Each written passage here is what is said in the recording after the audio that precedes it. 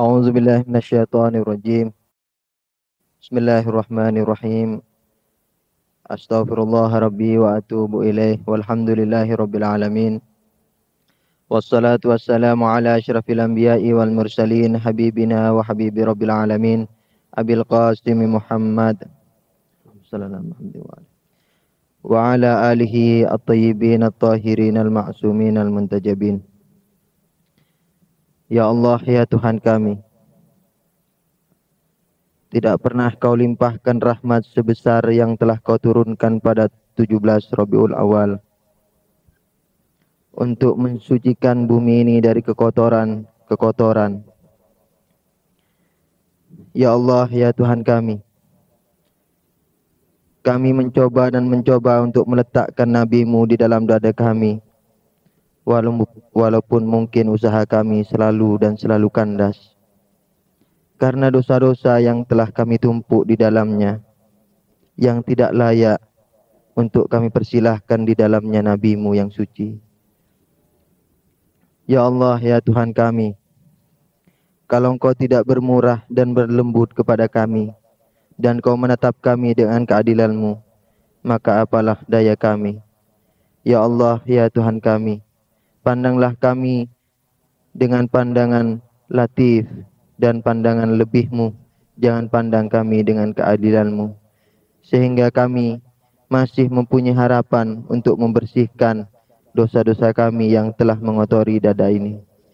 Ya Allah, ya Tuhan kami, dengan kebesaran-Mu dan kesucian Nabi-Mu, berilah keberhasilan kepada kami, walaupun nanti minimal sebelum ajal kami tiba.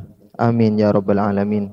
Amma ba'du, assalamualaikum warahmatullahi wabarakatuh. Seperti biasa, pada malam seperti ini,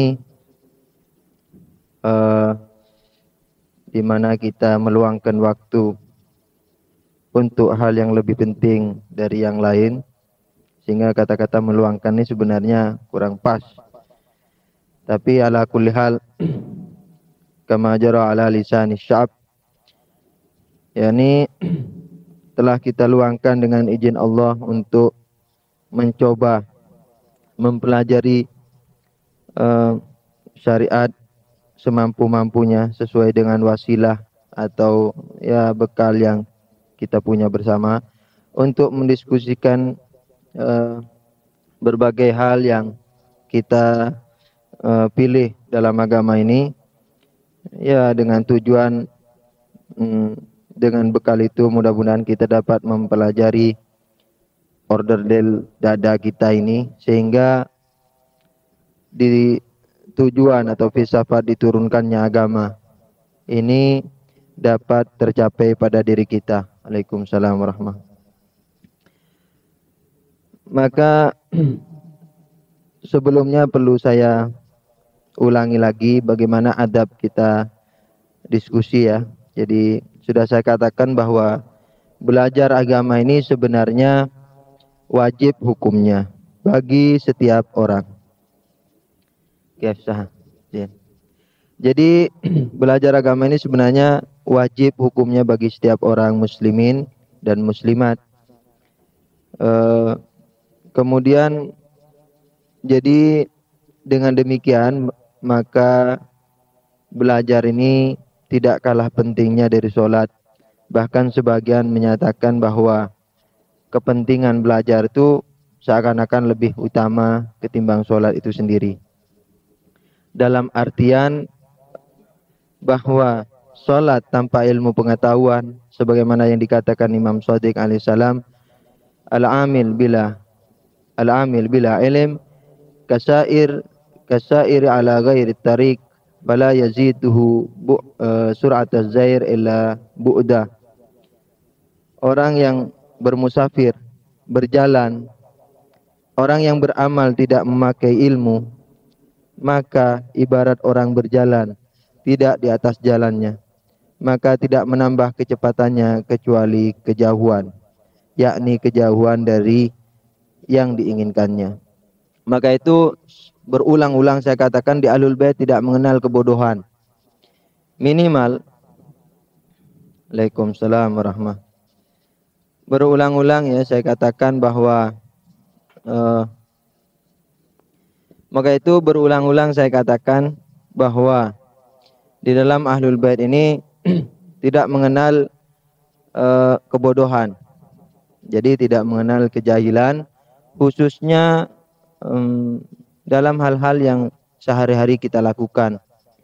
Misalnya kalau di Ahlul Bait tuh beramal misalnya setahun 2 tahun, kemudian setelah itu diketahui bahwa sholatnya salah, toharohnya nggak benar, misalnya mencucikan najis atau rukun-rukun sholatnya tidak benar, maka wajib dikodok hukumnya.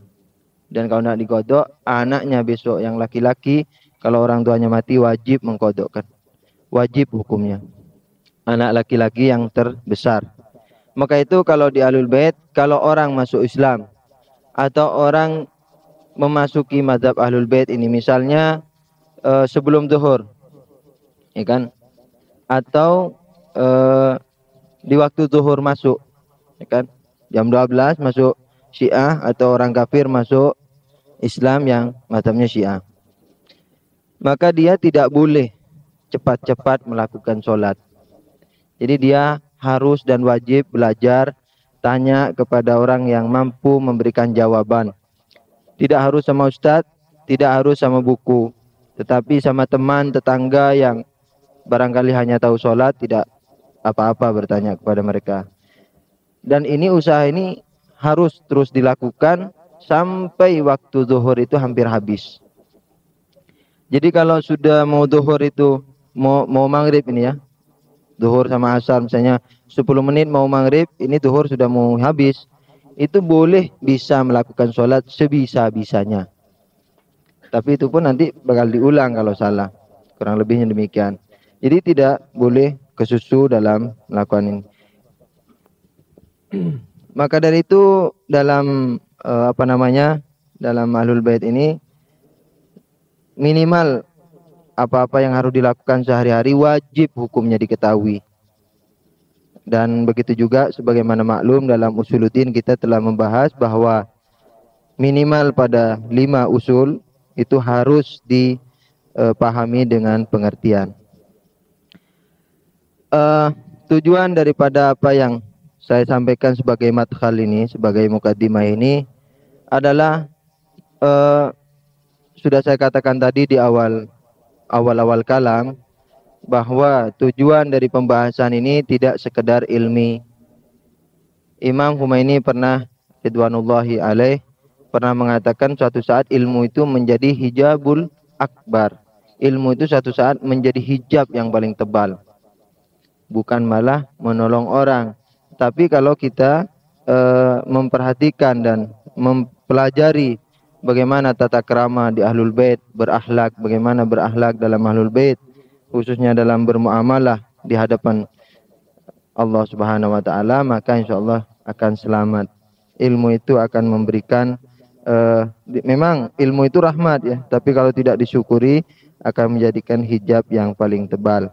Maka itu saya tidak ingin dalam pembahasan ilmiah tetapi kering.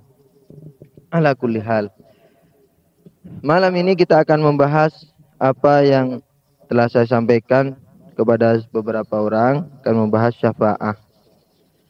Syafa'ah, yakni yang sering kita dengar baik di kalangan Syiah atau kalangan saudara kita Ahlus Sunnah wal Jamaah, tetapi barangkali tidak terlalu kondang istilah ini kalau di aliran Wahabi.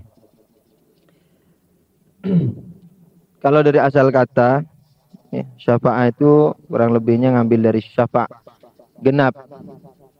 Di syafa'ah itu mengambil asal kata dari genap. Maksudnya di sini yang diinginkan adalah menggenapi usaha-usaha dalam mencapai kebajikan dan melengkapi usaha-usaha dalam menolak doror.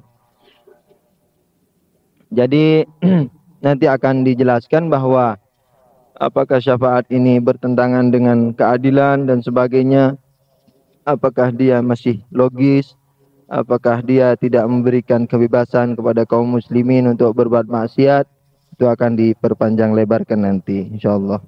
Tetapi sesuai dengan kebiasaan mungkin hanya 1 jam, kemudian diisi dengan tanya jawab. Jadi syafaat ini digunakan untuk Waalaikumsalam warahmatullahi. Syafaat ini digunakan untuk melengkapi seseorang dalam mencapai kebajikan atau dalam menolak suatu kemudaratan. Kalau saya boleh mengumpamakan, ya kan? Mengumpamakan, misalnya seseorang ingin pandai, tetapi dia tidak mempunyai wasilah yang lengkap, tidak mempunyai peralatan yang lengkap untuk menjadi pandai, kurang perlengkapannya. Maka itu perlu ada syafaat, yakni yang menjadi pelengkapnya, penggenapnya untuk mencapai apa yang diinginkan itu dari kebaikan. Misalnya tanya jawab kepada yang lebih tahu, minta bimbingan dan sebagainya sehingga mencapai apa yang kita inginkan. Itu satu sisi. Dari sisi lain juga bisa syafaat ini berfungsi dikala kita mempunyai suatu kesalahan, kan? Suatu kesalahan, misalnya ini di pesantren ada larangan merokok. Umpamanya ini kalau punya pesantren dilarang merokok. Kalau merokok dicambuk misalnya, atau kalau merokok disuruh push up 20 kali, kan umpamanya, atau disuruh mikul air untuk mengkader anak-anak. Kemudian suatu saat dia melanggar umpamanya, tetapi anak tersebut tidak ingin mendapatkan denda dari ustadznya, dari gurunya, maka dia perlu adanya syafaat untuk mengangkat hukum itu dari dirinya. Kemungkinan atau tidaknya itu masalah nanti ya. Itu arti daripada syafaat. Namun mencapai kebaikan atau menghindar dari doror ini tidak semua, tidak umum, tidak mencakup hal-hal yang seluruh kebaikan, tidak. Misalnya seperti saya lapar, untuk kenyang perlu minta syafaat dari beras dan nasi misalnya. Tidak, syafaat tidak dikatakan di situ. Syafaat biasanya dikatakan dikala ada undang-undang atau hukum sosial, hukum mujtama, hukum bermasyarakat. Di sana kalau ada aturan-aturan, kan, untuk pelanggaran-pelanggaran dan sebagainya, kalau dilanggar maka misalnya dihukum. Nah, untuk menghindar dari hukuman ini perlu adanya syafaat. Dan tentu nanti ada syarat-syaratnya ya. Dengan demikian maka syafaat tidaklah berarti dia merusak hukum itu sendiri. Syafaat tidak mempunyai arti merusak hukum yang ada.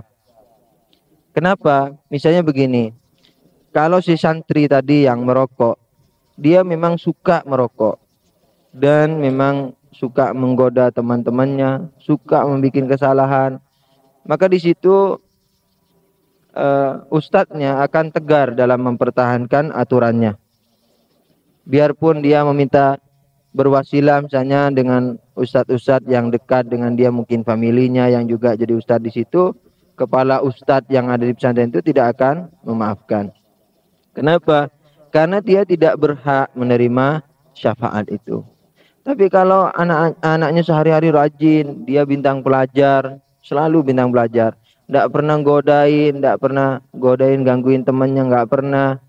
Satu saat dia teledor, dia merokok sekali saja, dan dia sudah 5 tahun nyantri di situ, baru melanggar sekali itu. Nah, ini mustahikun li asy-syafa'ah. Dia berhak menerima syafaat. Jadi dengan rincian ini maka dimengerti bahwa syafaat itu tidak merusak undang-undang, dan syafaat itu tidak mutlak berlaku bagi setiap orang, tetapi hanya berlaku bagi sebagian orang saja yang perlengkapannya atau wasaitnya tidak lengkap. Tapi kalau tidak mempunyai syarat-syarat sama sekali, nol blong katanya, nol gede, nah itu nggak bisa dia mendapatkan syafaat itu. Misalnya nanti di akhirat orang nih, misalnya ya kan,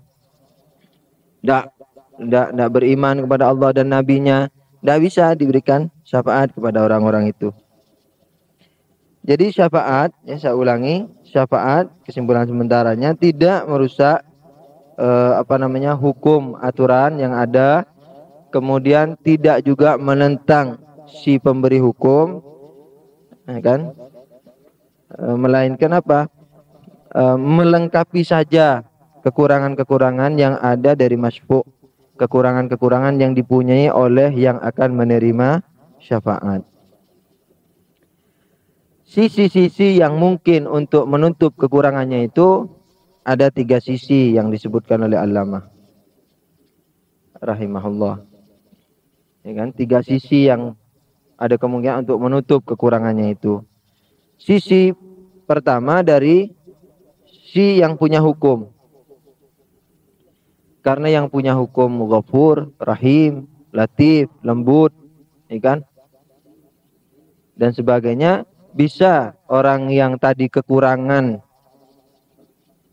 yang mempunyai kesalahan karena kekurangannya itu bisa diberi syafaat. Misalnya kita waktu menghadap besok pada Allah Subhanahu wa taala, nah, menatap Allah di situ, ya kan? Dan Allah biasanya dikatakan mungkin dalam beberapa tafsir, nanti pandangan Allah di akhirat itu seakan-akan memang beda dengan pandangannya di sini. Kalau di sini ngelihat selembar rambut pun dosa sudah. Ada muslimat tidak pakai hijab atau pakai hijab, satu rambut kita lihat sudah dosa. Jadi seakan-akan apa? Tuhan itu menjaga alam semesta ini dengan pedang yang gede. Bunuh, adab, gitu. Seakan-akan. Tapi nanti di akhirat lain. Di pandangan Allah kepada hambanya ini lain. Pernah diumpamakan oleh salah satu ulama, ibarat air, misalnya satu gelas ya. Satu gelas ini kalau kena misalnya kencing sedikit saja, dan najis semuanya. Setengah gelas itu. Setengah gelas itu kena kencing sedikit aja, dan najis. Bagaimana cara mentathirkan? Waalaikumsalam warahmatullahi. Bagaimana cara mensucikan air itu? Cara mensucikannya coba kasih tempatnya. Ya. Cara mensucikan air yang sedikit tadi, ya kan? Kalau Anda lihat di fikih-fikih Ahlul Bait, maka dicampur dengan air yang banyak. Misalnya air yang 1 kur lebih. 1 kur lebih itu kira-kira 378 kg. Ya kalau mau hitung bijinya 1 berarti 378 liter.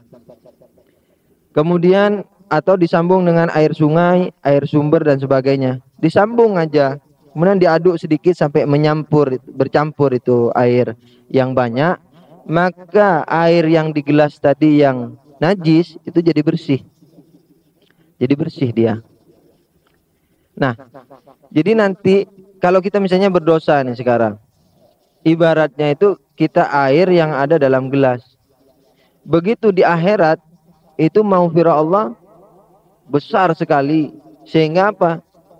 Bisa diampuni dosa-dosa itu. Tentu tidak semua dosa, nanti akan kita adakan perincian lebih lanjut. Ala kulli hal, sisi pertama dimungkinkannya syafaat itu dimungkinkannya terjadi satu syafaat itu datang dari yang mempunyai hukum sendiri, yang mempunyai hukum itu sendiri. Misalnya Allah Subhanahu wa ta'ala, karena keluasannya dan sebagainya, maka dia bisa memberikan syafaat.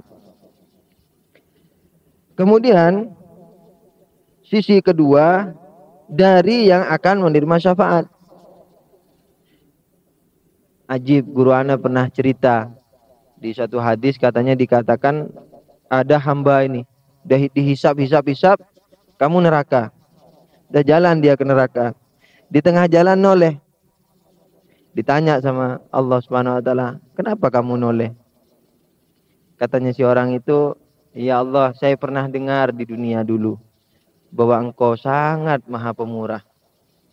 Noleh orang itu miskin, dia sudah nundukkan kepala mau direndam di neraka sana, terus dia menoleh.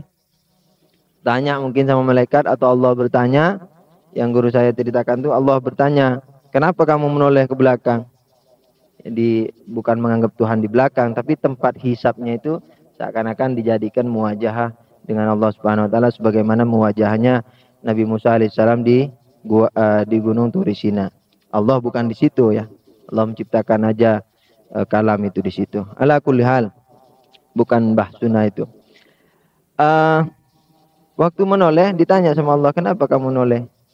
"Iya ya Allah, dulu saya pernah dengar di dunia bahwa Engkau ini sangat Maha Pemurah." Kemudian Allah mengatakan, "Ya Her, kalau begitu ana ampuni inti." Tidak jadi dia dimasukkan ke dalam neraka. Jadi sisi kedua ini bisa timbul syafaat itu dari si yang akan menerima syafaat. Dari sisi apanya? Dari sisi fakirnya, dari sisi miskinnya dia, dari sisi lemahnya dia, dari sisi dari sisi segala kekurangan dia. Maka itu dalam doa-doa sering kita mengatakan wa ana abdukal miskinul fakirul mustaqin dan sebagainya ya dalam doa kumil itu. Sebenarnya a'immah itu mengajarkan banyak sekali akidah secara filosofis yang sangat tinggi yang bisa banyak kata-katanya itu diperpanjang di kitab-kitab kudama para ahli filosof, ahli arifin atau orang-orang yang datang setelah mereka. Itu dalam doa kumil itu banyak sekali pelajaran-pelajaran filsafat, pelajaran-pelajaran irfan, pelajaran-pelajaran yang sangat tinggi mengenai tauhid dan ma'rifatun nabi.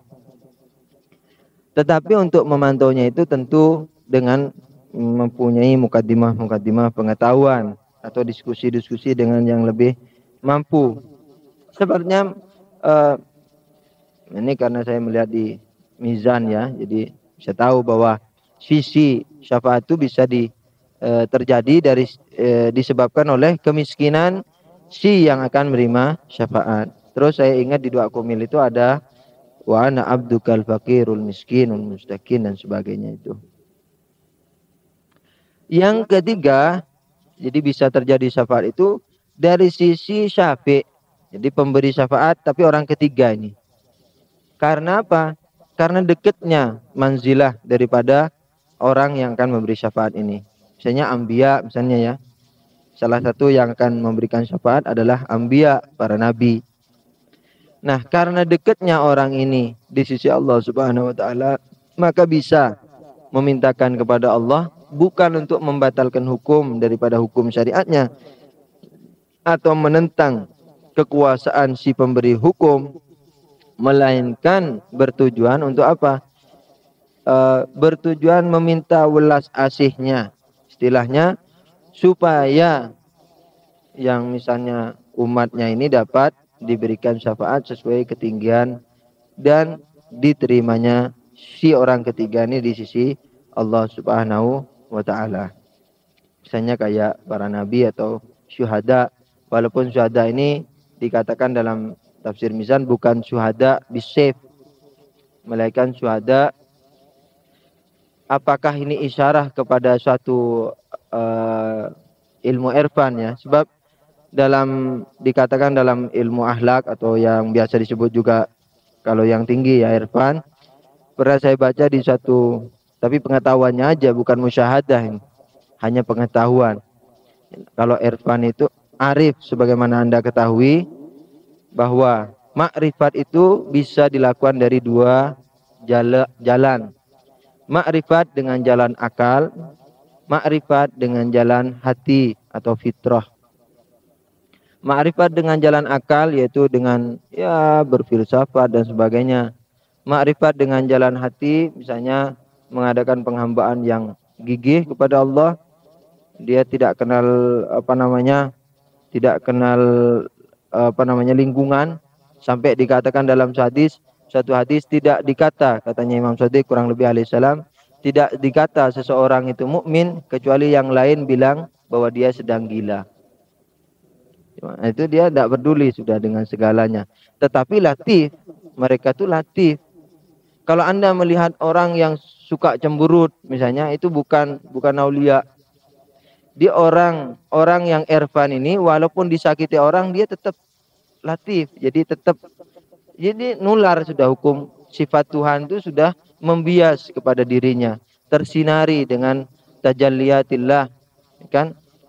Jadi idza khatabahumul jahilun, ada kan? Qalu salama. Kalau diganggu orang jahil dia senyum aja. Enggak pernah memaksakan kehendaknya. Tapi kalau dia ini nampak sepintas berakhlak, tapi suka mencereng. Kalau dihina orang dia balas juga ngina. Tetapi ingat ya, ini hukumnya panjang lebar kalau akhlak. Dalam politik tidak bisa begitu. Artinya ya mencereng, keplak juga ya kan. Jadi lihat situasinya lah. Ini sekedar urusan biasa sehari-hari. Jadi ala kulli hal memang dia ini dikata gila, tapi dia tidak akan membalas cemoohan-cemoohan itu. Sehingga dia tetap rahim kepada tetangganya yang mengatakan dia gila itu. Dia tetap tidak akan memusuhi orang-orang yang memusuhi dirinya. Ala kulli hal, yakni apakah isyarahnya ke situ? Di situ dikatakan begini. Ya, Anda sudah tahu tadi, ma'rifah dengan fitrah dan hati. Tapi ini khatarun adim ini, kalau enggak betul-betul mendapat murabbi, kalau enggak betul-betul di bawah tangan Imam Mahdi misalnya, atau di bawah tangan-tangan yang tangan mereka nyambung ke Imam Mahdi, bahaya banget ini ma'rifah dengan hati ini. Jadi sebab Allah Subhanahu wa taala telah mengisyaratkan dalam Al-Qur'an bahwa banyak sekali wasawis atau waswasa-waswasa yang ada dalam hati kita. Mungkin kita khusyuk dan sebagainya, ilham-ilham datang, tetapi ilhamnya dari setan. Cuman kita nggak tahu bahwa itu ilham dari setan, sebab pelajarannya tauhid. Setan kalau datang ke Pak Yai atau datang ke intelek ya, wah ini sudah ketularan saya pakai istilah intelek. Dalam Islam nggak ada intelek itu. Ulama ya itu sudah. Ala kulli hal, kalau datang kepada mereka ini, ya kan? Itu tidak mungkin ngajak mencuri. Tidak, diajarinya tauhid. Katanya Imam Shadiq, setan itu ketika berkata akan datang kepada manusia dari depan, itu memberikan hayalan masa depan. Wah, anakku nanti besok akan begini. Ya kan? Wah, kalau penulis misalnya, aku akan menulis buku besok 10 tahun lagi, buku ini, wah, 20 tahun lagi, walhasil sampai segudang karya dia nanti sudah dipersiapin untuk itu. Pikir aja itu. Tetapi kewajiban hari ini dia lupakan. Ada lagi kata Imam Shadiq, setan mengatakan akan datang dari kanan. Itu maksudnya memberikan sualat, memberikan pertanyaan-pertanyaan mengenai akidah yang tinggi, yang tidak mampu dipecahkan si orang tadi, untuk menimbulkan keraguan dalam dirinya. Jadi ala kulli hal, setan kalau datang mesti mengajaknya kepada hal-hal yang tidak ini, jadi tidak jelas-jelas ya, kecuali kepada orang yang memang dia sudah sumum bukmon, ya, sudah jalan sendiri. Tapi kalau namanya masih nampak sepintas penjeramah kayak ana ini, wah ini kalau setannya datang pakai jubah, maka itu kadang-kadang ana tetap tetap memegang apa yang anda pikirkan. Kalau anda belum dirobohkan dengan dalil. Kalau anda merobohkan dengan dalil baru anda terima. Tapi kalau sekedar tidak pakai dalil, hanya main duk-dukan, main perasaan dan rasa-rasa, anda tidak berani, karena resikonya besar. Taubatnya orang yang menyesatkan orang itu sampai imam mengatakan menangis air mata darah nggak akan diampuni. Jadi kalau saya ini ditanya orang, tidak tahu saya, tapi Yahanu tahu. Ini orang ahwal mungkin nggak tahu Yahanu, pura-pura tahu, itu jawab saya enaknya. Terus sesat itu. Biar saya nangis mata darah nggak diampuni. Air mata darah itu nggak diampuni. Orang zina 100 kali nangis semalam besok jadi aulia. Bagaimana untuk diampuni? Ngumumkan lagi. Ya ikhwan, saya kemarin keliru. Saya sebenarnya nggak tahu. Minta maaf saya. Salah kemarin saya tarik. Gitu. Taubatnya begitu. Anda boleh lihat di ulama-ulama Syiah bukunya. Dia nggak sembarangan. Jadi dalam masalah ilmu pengetahuan adab ya. Kalau dulu saya masih di Persis itu satu ayat dibaca baliguani walau ayah katanya wata saya nggak paham. Ayah kan tinggal baca aja beberapa ayat ceramah sudah ngalur ngidul 2 jam ngomong. Sebenarnya kalau dipikir-pikir barangkali saya pribadi atau mungkin sebagian orang di antara kita seakan-akan nggak pantas jadi tamunya Ahlul Bait misalnya. Sebab apa? Sebab begitu banyak kesesatan-kesesatan dan penyelewengan-penyelewengan yang mungkin kita lakukan tempo dulu, tapi masih diperkenalkan oleh Allah, diperkenankan dengan ya adanya banyak sebab sehingga kita kenal Syiah ini, kemudian kita menerimanya walaupun mungkin lahir. Banyak ada di 2 Akumil itu dikatakan apa? Wa kam min khairin lastu ahlallahu nasyartahu. Berapa banyak ya Allah kebaikan yang sebenarnya aku tidak layak menerima kebaikan itu, tetapi Engkau berikan pula kepadaku. Jadi insya Allah nanti ya, kalau Allah mengizinkan di alam Indonesia ini timbulnya banyak ulama-ulama yang betul-betul deh dari tangan sampai kaki sama Ahlul Bait, Imam Ahlul Bait, insya Allah hidup ini Indonesia subur. Sampai katanya Imam Ali, ya Ali, ya katanya Imam Ali alaihissalam kepada 4 orang apa waktu itu, kalau bukan karena kalian berempat maka Allah tidak nurunkan hujan lagi di atas bumi Arab ini. Orang 4 itu sallu ala nabi, Allahumma shalli ala Muhammad wa ali Muhammad. Yaitu waktu itu Ammar Yasir, seingat saya Megdad, kemudian Salman Al-Farsi, bil utama itu sampai dikatakan Salman Farsi minna lul bait. Jadi begitulah disiplin dalam ilmu pengetahuan. Kembali kepada masalah, apakah yang dimaksudkan di sini syahada, apakah syahada bisayf? Sebab dalam buku akhlak itu dikatakan perjuangan ada 2, perjuangan dengan jihad asgar dan perjuangan dengan jihad akbar. Tapi di Ahlul Bait ini tidak bisa dipisah. Anda mau pergi perang, sebelum Anda ngalahkan hawa nafsunya bisa pergi perang. Mesti eling sama istrinya, si ingat sama anaknya, nggak akan pergi. Harus dibunuh dulu itu kan jihadul akbarnya, baru dia ke jihadul asgar. Atau untuk membunuh jihadul akbar perlu terjun ke jihadul asgar, biar takut masuk aja untuk membunuh jihadul akbarnya.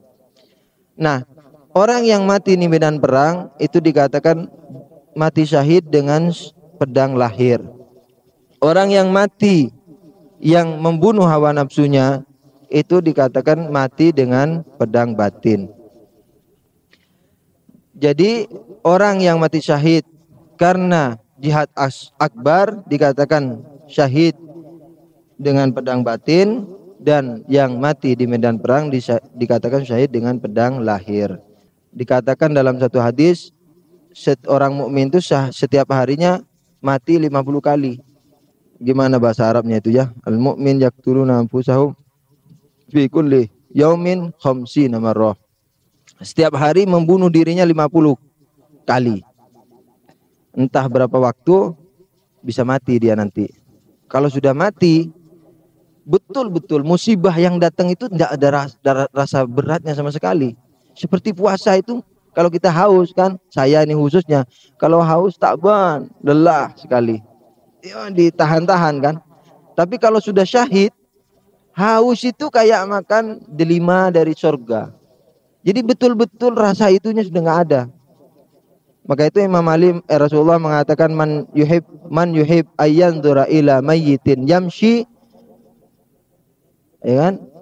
Falyanzur ila Ali bin Abi Thalib. Barang siapa yang ingin melihat mayat yang berjalan, lihatlah Ali bin Abi Thalib. Yang mengatakan, wahai Abbas, sungguh kekhalifaan ini tidak lebih berarti ketimbang sandalku ini kalau kekhalifaan itu tidak ku jalankan sesuai dengan amanat Nabi. Ala kulli hal. Jadi apakah yang dimaksud? Tapi yang jelas dikatakan di tafsir Mizan bahwa syuhada yang memberikan syafaat itu bukan syuhada yang di ma'rakah, yang di medan perang. Tapi syuhada yang lain yang diisyaratkan dalam ayat-ayat yang lain, dan mungkin ada konotasinya dengan pembagian syahadah yang tadi. Nah, dalam Al-Quran, dalam banyak ayatnya, banyak sekali ayat-ayat yang menafikan adanya syafaat. Banyak ayat-ayat yang tidak, misalnya tidak bermanfaat syafaat di dalamnya, ya kan? Di akhirat itu tidak ada lagi, tidak bermanfaat lagi adanya syafaat, ya. Iya. Jadi bentar dulu, mungkin tabarruk bil ayah. Iya. Misalnya dalam ayat surat Al-Baqarah ayat 254. Min qabli ayyatiya yaumun la bai'un fihi wala khullatun wala syafa'atun. Di mana di hari tidak ada bermanfaat lagi syafaat. Tidak ada syafaat di situ, katanya Quran. Banyak lagi ayatnya, karena meringkas waktu satu ayat aja, natabarrok. Tetapi dalam ayat-ayat yang lain Allah mengatakan ada syafaat. Misalnya ini ya, Allahul ladzi khalaqas samawati wal ard fi sittati ayyam tsumma istawa 'alal arsy ma lakum min dunihi min wali wala syafi' afala tadhakkarun. Apakah engkau mempunyai selain Allah wali dan pemberi syafaat? Ada pemberi syafaat. Kalau Wahabi ngambil yang ayat-ayat pertama, percuma syafaat katanya. Karena apa? Setiap orang mati, seluruh amalnya seperti Fatihah dikatakan seluruh amalnya putus kecuali 3. Bagus. Saya pernah ditanya itu. Seluruh amalnya putus kecuali 3. Nyanya lari ke siapa? Saya bilang, lari ke si mayit. Nah, ya sudah, kalau amal kita dikirim ke dia nggak putus. Yang dikatakan dalam hadis itu kan, kalau orang mati seluruh amalnya nyanya ke siapa? Ke orang si mati kan?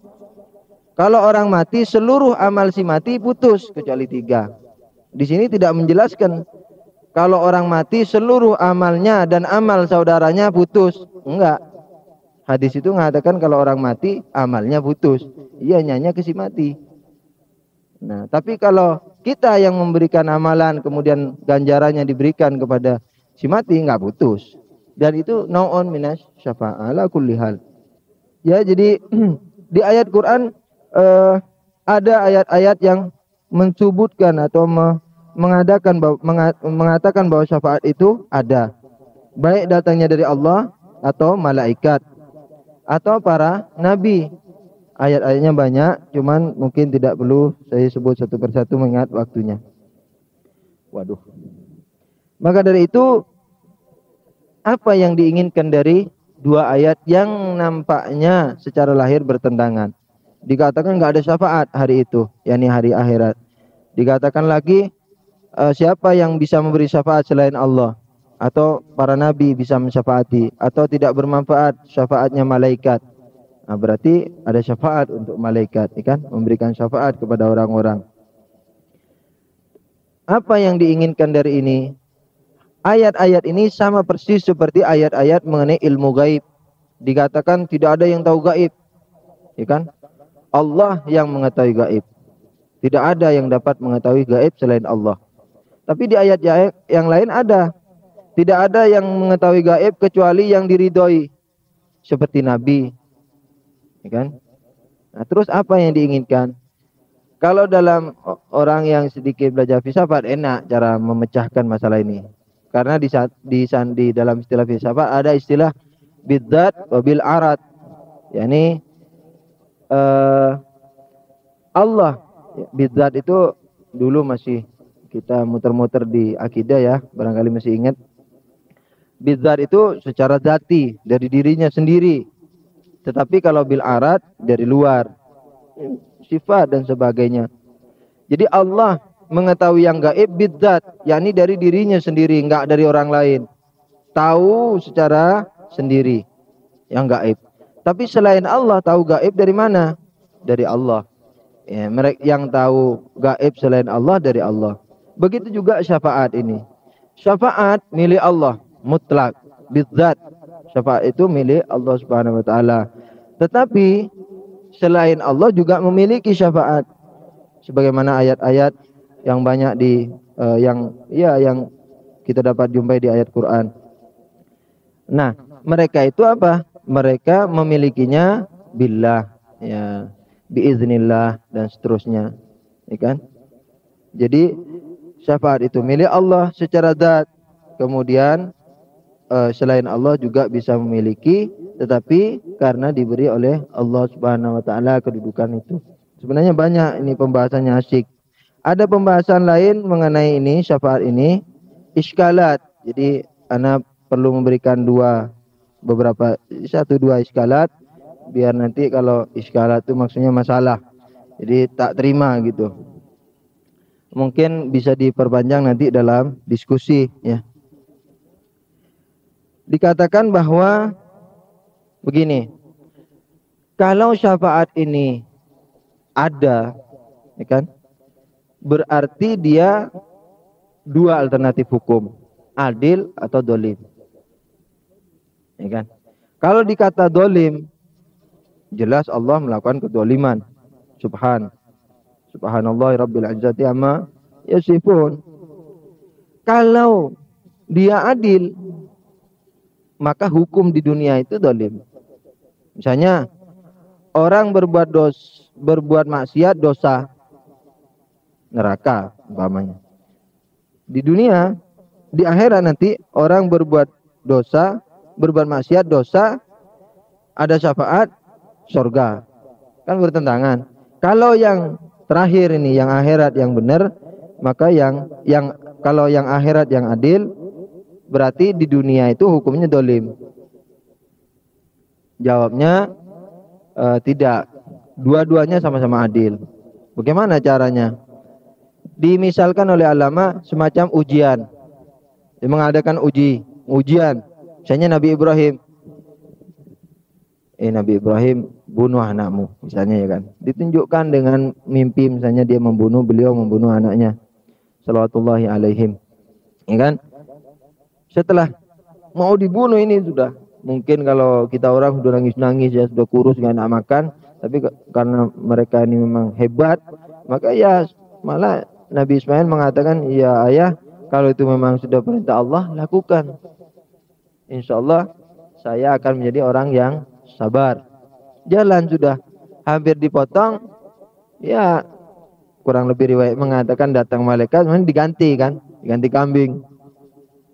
Nah, tadi diperintah bunuh, sekarang diganti kambing. Mana ini? Ya, kalau yang membunuh anaknya adil, kambing yang dolim. Menyuruh nyembelih kambing dolim. Kalau menyembelih kambing ini yang adil, menyuruh menyembelih anak yang dolim. Dua-duanya adil. Karena apa? Dia untuk menguji hambanya. Nah, ujian tentu yang banyak ini pembahasannya. Al-kalam yujurul kalam. Ujian banyak ya, ujian anwa. Kadang-kadang guru nggak tahu siapa yang takwa ini. Siapa yang bisa. Pelajaran siapa yang nangkep pelajaran nih, yang mengerti. Diuji supaya tahu yang paham. Ujian macam ini tidak mungkin dilakukan Allah, karena Allah Maha mengetahui hambanya, mana yang mampu mengamalkan, mana yang enggak. Ada lagi ujian gurunya ini tahu bahwa 5 orang yang paham, selainnya enggak paham. Tapi kalau dinaikin kelas nanti yang lainnya hasud, ya kan, dengki. Gimana caranya supaya mereka tidak hasud? Ya diuji supaya yang lain tahu bahwa dia tidak paham dan 5 orang itu yang paham. Ini pun tidak akan dilakukan Allah. Kenapa? Karena Allah qadirun muhtar. Allah itu maha perkasa, tidak perlu ada penunjangan-penunjangan semacam itu. Ada lagi jenis ujian, sudah tahu gurunya ini 5 orang yang paham, tapi supaya dia mengadakan tamrin lagi, supaya lebih tidak dilupakan ilmunya, lebih mantap, lebih berkembang. Diuji. Dia tahu bahwa muridnya 5 orang ini paham semua pelajarannya. tapi supaya lebih mantap, lebih hebat, diuji. Nah, ujian Allah itu tujuannya adalah mengangkat si yang diuji itu sendiri.